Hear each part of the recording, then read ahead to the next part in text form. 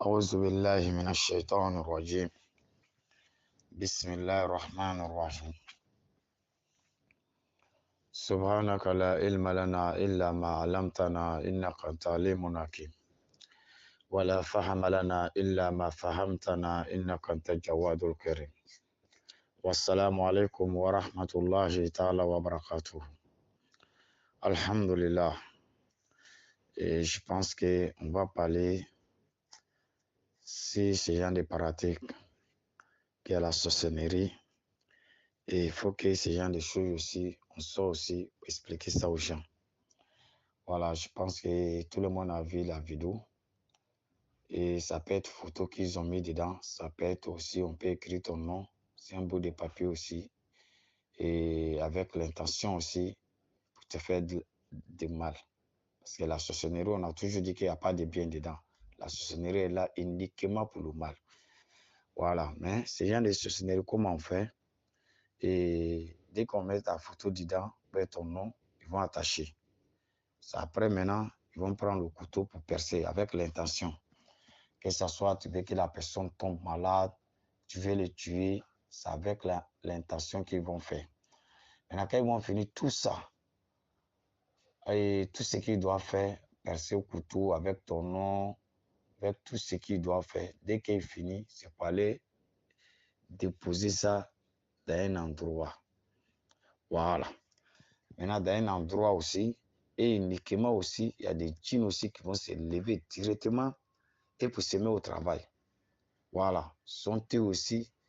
Et de la manière qu'ils ont percé le venin, c'est comme ça aussi le corps de la personne va être. Il va commencer à sentir du mal. Parce que dans la sorcellerie aussi, ils vont venir mettre des couteaux aussi dans son corps. Et ce genre de couteau-là, personne ne peut voir. Tu vas là à l'hôpital, le mal est là. Il faut faire analyse fatiguée. Personne ne peut voir ce genre de sorcellerie. Parce que c'est un effet maintenant que toi, tu commences à sentir. Parce que c'est faire ton nom, on va être ta photo, les effets, tu vas commencer à sentir. Et si on fait avec l'intention aussi que dès que ça commence à pourrir, et toi aussi, ton corps commence à pourrir. Ton corps commence à pourrir. Il y a combien de personnes qui ont eu des maladies, le corps est pourri, jusqu'à par finir, ils ont fini par couper. Voilà, souvent d'autres personnes là, ils ont fait combien d'années avec une maladie, se promènent, ils soignent partout, ça ne finit pas. Parce que le source est ailleurs. Voilà, la sorcellerie c'est comme ça.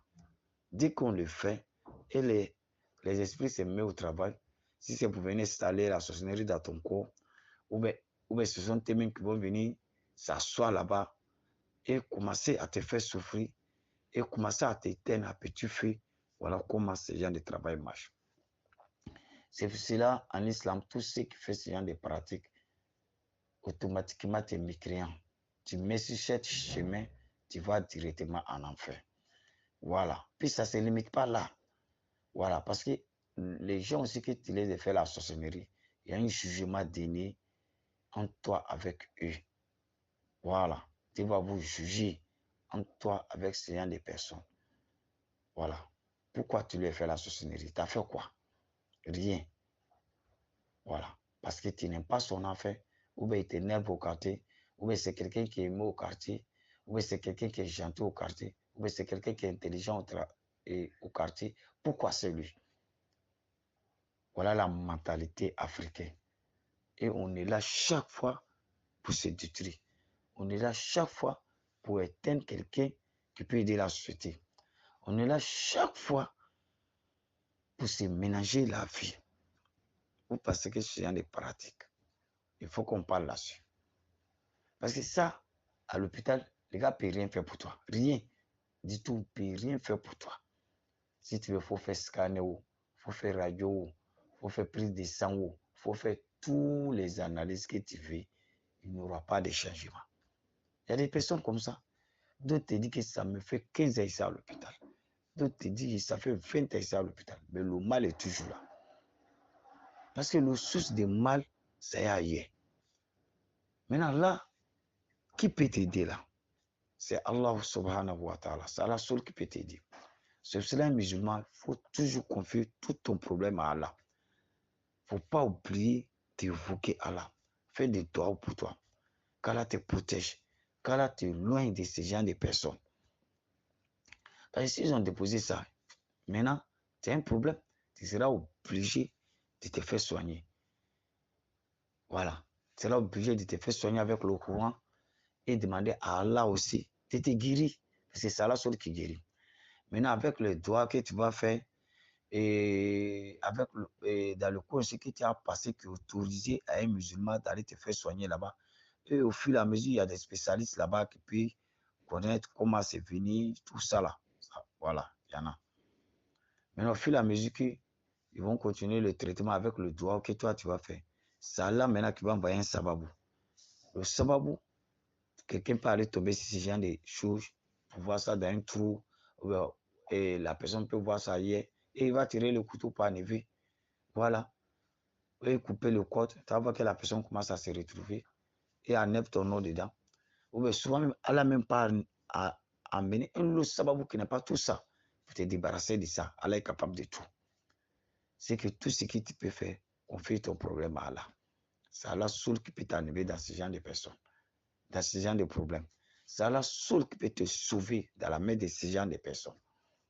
C'est pour cela, un musulman, il faut toujours confier ton problème à Allah. Il ne faut jamais cesser aussi d'évoquer Allah matin et soir. Voilà, les versets de protection, il faut toujours faire. Il faut toujours faire. Parce qu'il ne faut pas t'asseoir et au moment où tu as déjà dans le problème, et puis tu as dit que tu as commencé les évocations. Là, quand c'est comme ça, toi-même, tu te donnes deux travail. Parce que les évocations, tu vas continuer, et puis tu vas continuer à te soigner. Parce que le problème est déjà là. C'est que les évocations ne peuvent plus te soigner encore. Tu es obligé d'aller te soigner, mais il faut aller chercher le remède. Et le remède, maintenant, il faut chercher où? Dans le chemin aussi qu'Allah a autorisé. Parce que toi, si on t'a fait mauvais travail comme ça, puis tu t'es tombé dans shirk encore, tu mets là-dessus, tu vois, c'est comme quelqu'un qui est déjà sale. Et puis tu prends, puis pour dire que tu as te rincer, tu es toujours dans le même saleté. Et si tu mets sur ces chemins encore, bien vrai que les gens t'ont fait du mal, mais toi aussi tu as associé quelque chose à Allah. Tu as fait un grand péché qu'Allah ne pardonne pas. C'est que ton destination aussi, c'est un enfer. Toi, avec ce genre de personnes, vous allez se trouver en enfer. Et qu'Allah donne la bonne coopération. Wassalamu alaikum wa rahmatullahi ta'ala wa barakatuh.